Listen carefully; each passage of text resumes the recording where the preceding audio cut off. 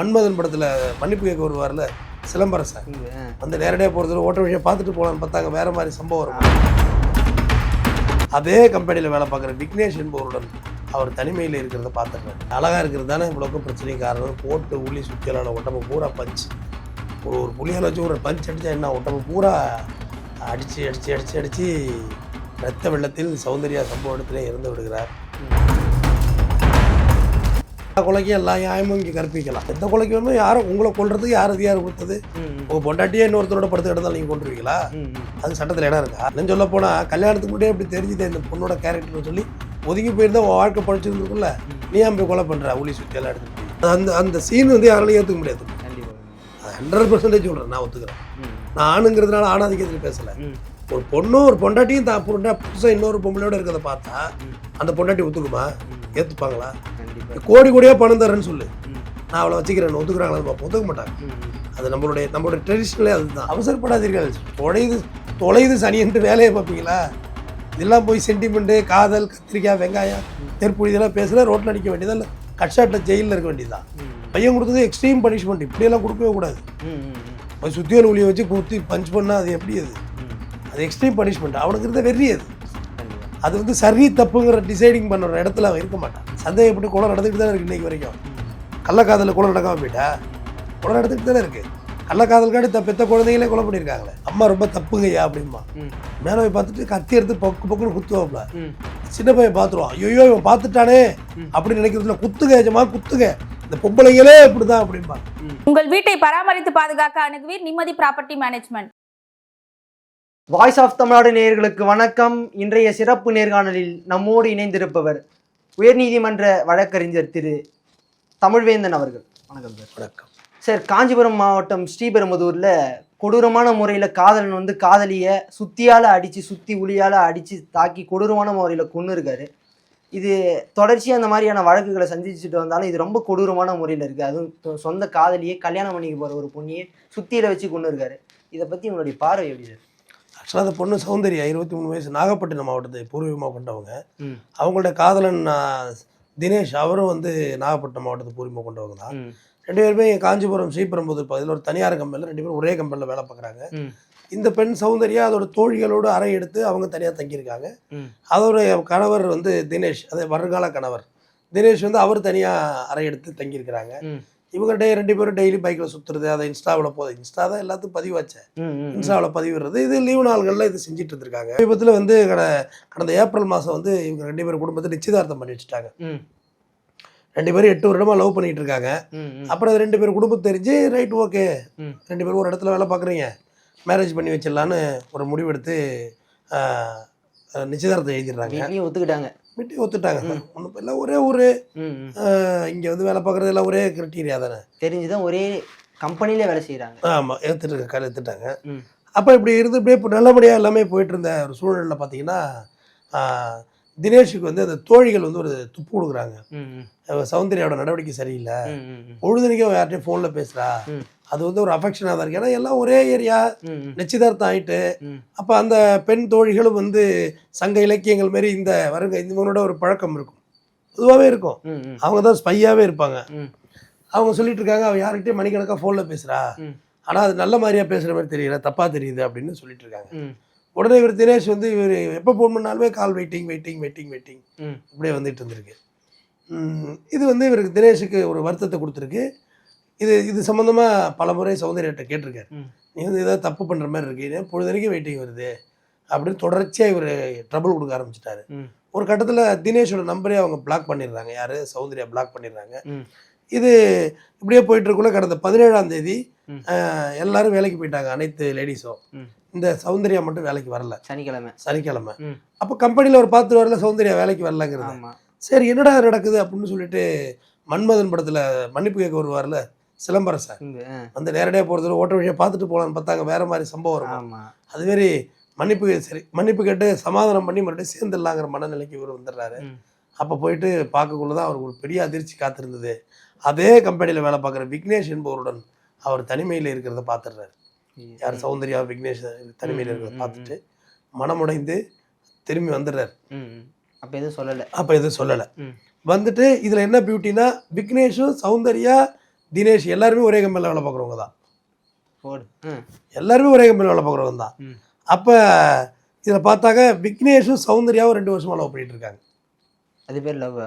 ஆமாம், ஆல்ரெடி தினேஷ், ஏன்னா பேர் கன்ஃபியூஸ் ஆகிருப்போம். தினேஷ் தான் நாகப்பட்டினம், அவருக்கும் இந்த சௌந்தர்யாவுக்கும் நிச்சயதார்த்தம் ஆகிட்டு. இது 8 வருஷம் லவ்.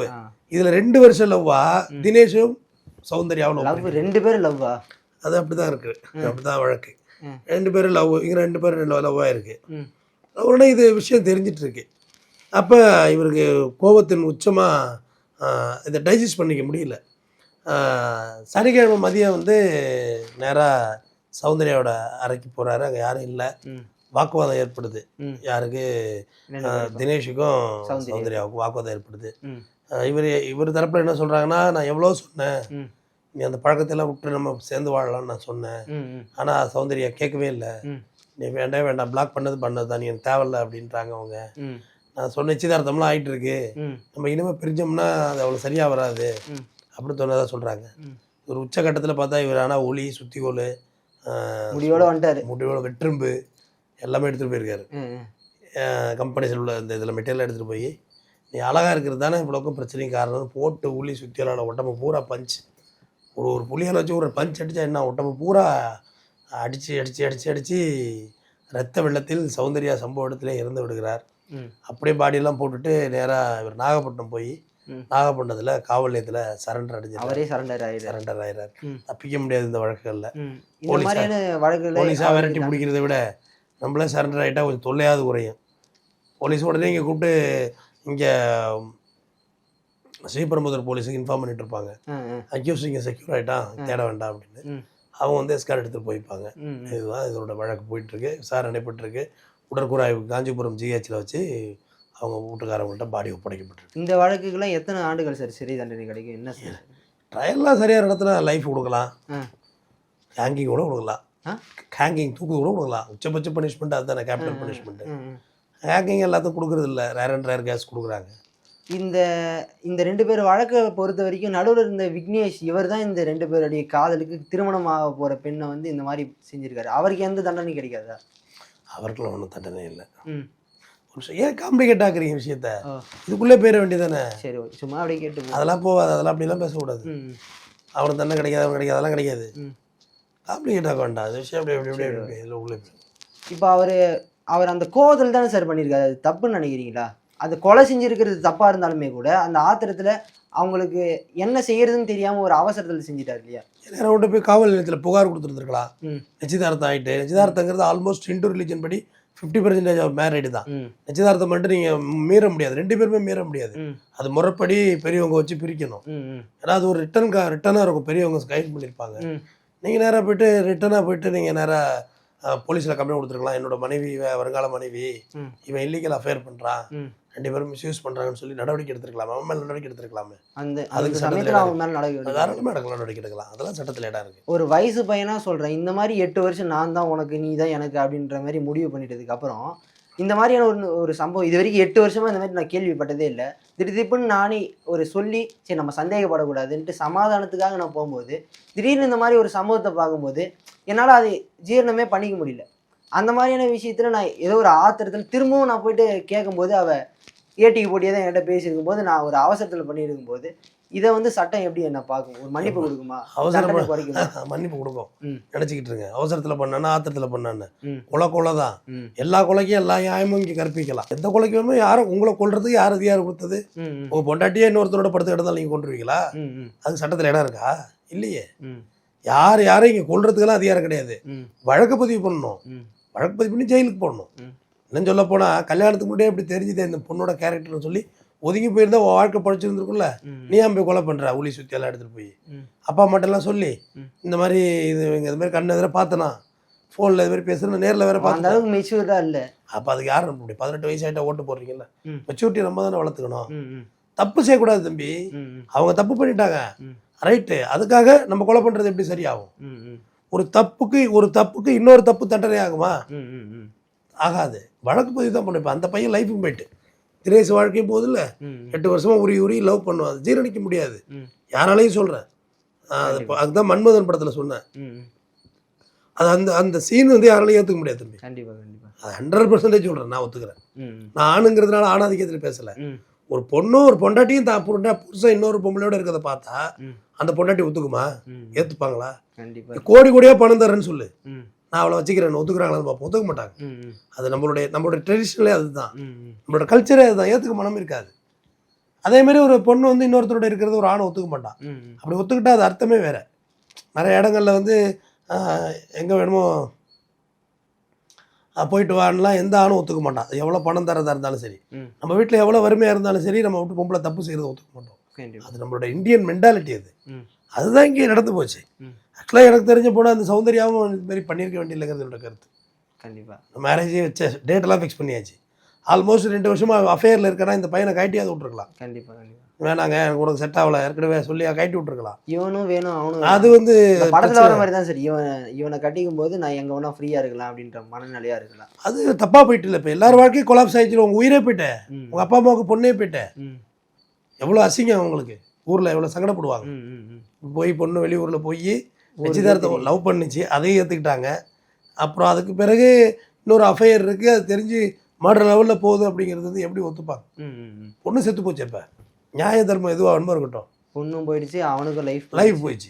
இதில் 2 தரப்பு இருக்குது. ஒன்று அந்த பொண்ணுத்தோட கேரக்டரை மாற்றிருக்கணும், இல்லை இவனாச்சும் அவசரப்படாமல் இருந்திருக்கு. இவன் அவசரமே படக்கூடாது. நீங்கள் என்ன மாதிரி பசங்க, என்ன மாதிரி வயசு பசங்கன்னு சொன்னீங்க, அவசரப்படாதீர்கள். தொலைது சனின்ட்டு வேலையை பார்ப்பீங்களா? இதெல்லாம் போய் சென்டிமெண்ட்டு, காதல், கத்திரிக்காய், வெங்காயம், தெற்புழி இதெல்லாம் பேசுகிற ரோட்டில் நிற்க வேண்டியதா, இல்லை கட்ஷாட்டில் ஜெயிலில் இருக்க வேண்டியதுதான்.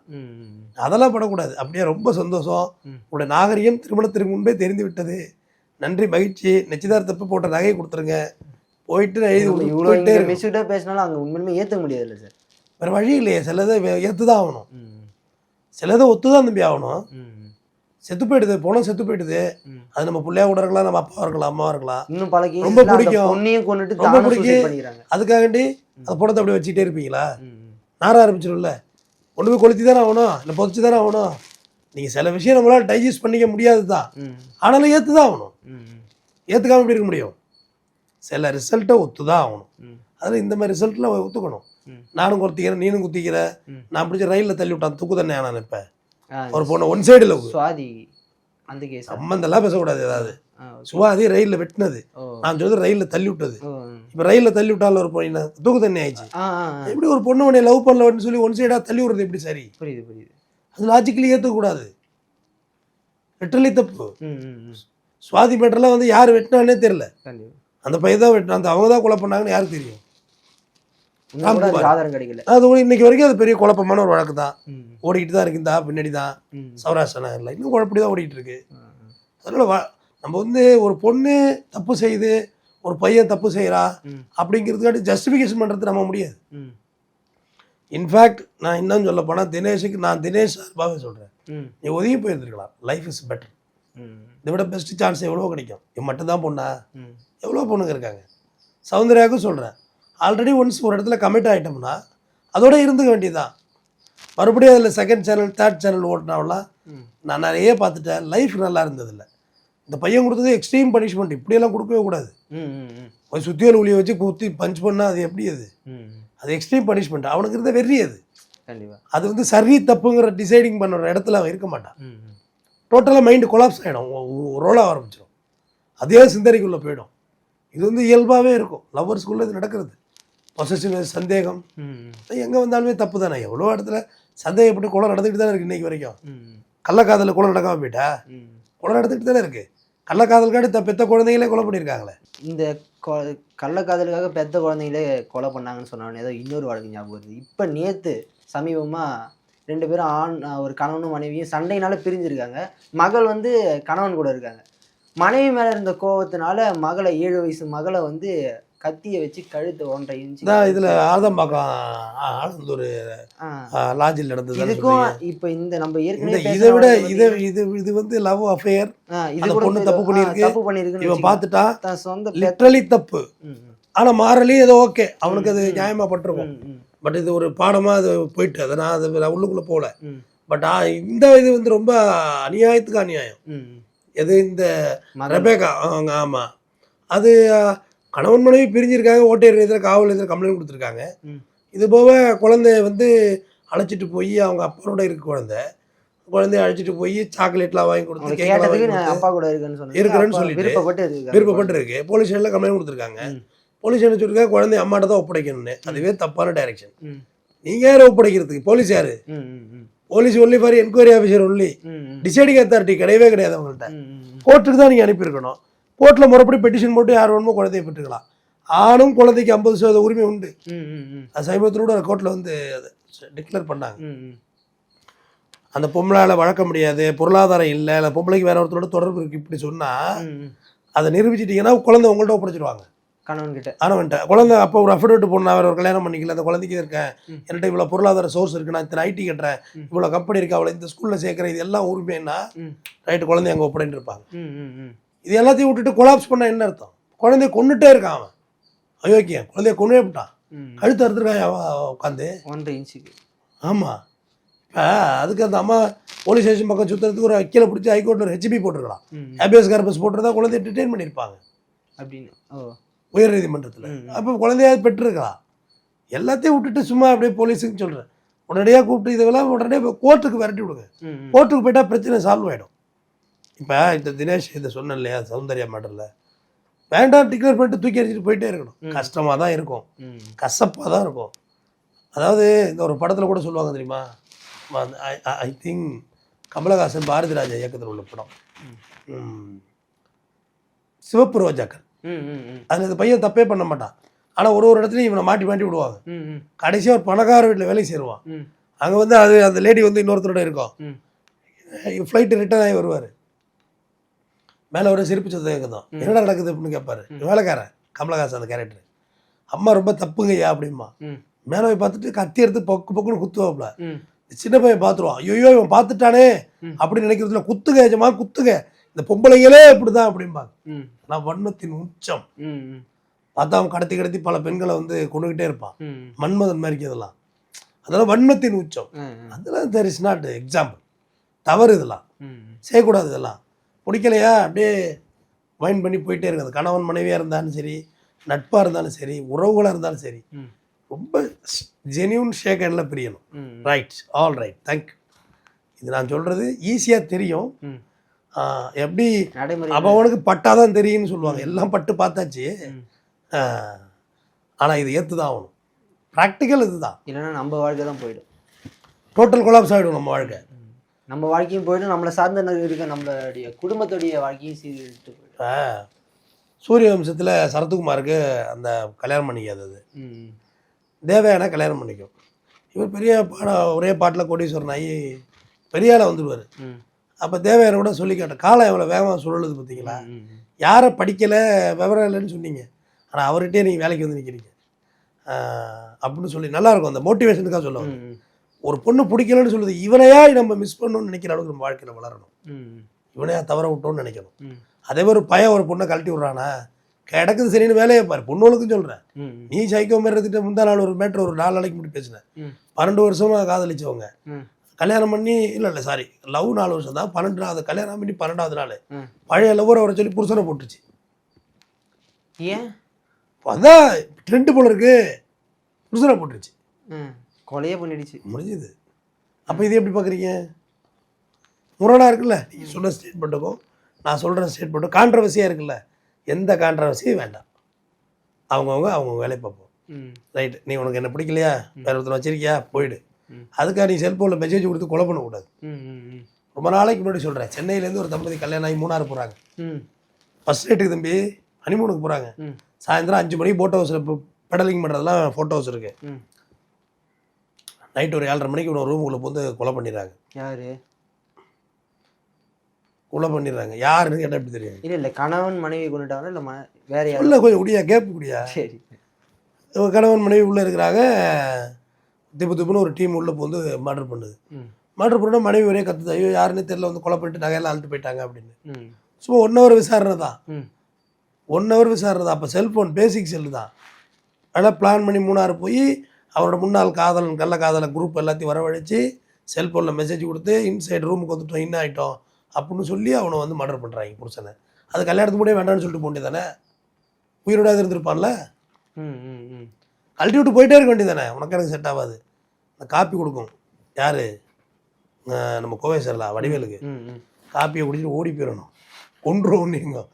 ஃபஸ்ட் நைட் வந்து உங்கள் அப்பா தான் ரொம்ப பிடிச்சிருக்கணும், எங்கள் அப்பா கட்டிக்க வேண்டியது. அவன் சொல்லுவாயா உனக்கு எங்கே அறிவு போச்சுன்னு. நல்ல ஒரு உதாரணம் அது. கல்யாணத்துக்கு முன்னாடியே கழட்டிட்டு போயிருக்கலாமே. ம், ம். நீ இங்கேருந்து 3 அழிச்சிட்டு போய் எவ்வளோ கனவுகளோட வந்திருப்பான் அவன். ம், நம்ம கல்யாணம் ஆகிட்டுன்னு சொல்லி அவனை 3 அழிச்சிட்டு போய் மெசேஜ் கொடுத்து கொண்டாக்க அவனுக்கு என்ன தெரியும்? ம், யாரை நம்பி தூங்குறது? இப்போ பயமா இல்லை? யாரை நம்பி இங்கே பயப்பட வேண்டிய சூழ்நிலைக்கு உண்டாயிடும். ம், பிடிக்கலையா ஜெனியூனா விரிஞ்சு போயிட்டே இருக்கு. ம். இந்த பொண்ணுக்கு சொல்கிற சௌந்தர்யாவுக்கும் எதுக்கு நிச்சயதார்த்தம்லாம் பண்ணிக்கிட்ட நீ? கண்டிப்பா தேவையில்ல. இல்லைங்க, லவ் பண்ணதெல்லாம் வாசம் தான், அவன் இந்த சூழலுக்கு தள்ளினதே அவங்க தான். சுச்சுவேஷன் தான். எல்லாரையும் நல்லவங்க தான் தம்பி, எல்லாரும் இங்கே கெட்டவங்க தான். இப்ப அவன் சூழ்நிலை சரியாக இருந்தால் இங்கே நல்லவன், சூழ்நிலை சரியா இல்லைன்னா நம்ம கெட்டவனாக மாறிடுவோம். பசி இல்லைன்னு வச்சுக்கேன், எதுவுமே பண்ண மாட்டோம். பசிச்சா எல்லா தப்புக்கும் செய்ய ஆரம்பிச்சிருவோம். அதுமாரி உனக்கு ஒரு சமுதாய அவலங்கள், இங்கே உள்ள எக்ஸ்ப்ளாய்டேஷன் ஏதோ ஒன்று ஒத்துக்க முடியல. 8 வருஷமா உடம்பு மாரி நினச்சிருந்துருப்பான். நீ அது நிச்சயதார்த்தமே கட் பண்ணி இருந்திருக்கலாமே. நிச்சயதார்த்தம் ஏப்ரல்ல தான் நடந்திருக்கு. ஆனா இவங்க 2 பேரும் லவ் பண்ணது 2 வருஷத்துக்கு முன்னாடி இருந்து. 8 வருஷத்துக்கு முன்னாடி லவ் பண்ணியிருக்காங்க. இல்ல விக்னேஷும் இந்த பொண்ணும் சொல்றேன். இந்தப்பா இவன் 8 வருஷம் லவ் எதுக்கு நீ பாட்டிட்டு போயிருக்கலாம்? தேவையில்ல, உனக்கு எதுவும் செட் ஆகாது. நான் கல்யாணமே பண்ணியலை யாரையும். ஒதுங்கிட்டு அப்புறமா நீ இந்த விக்னேஷை கல்யாணம் பண்ணிட்டு போயிருக்கலாம்ல. அதை ஒரே நேரத்தில் 2 லைட் எரிய விட்டா அப்புறம் இப்படி தான் இருக்கும். தொடர்ந்து பேசுவோம். நன்றி.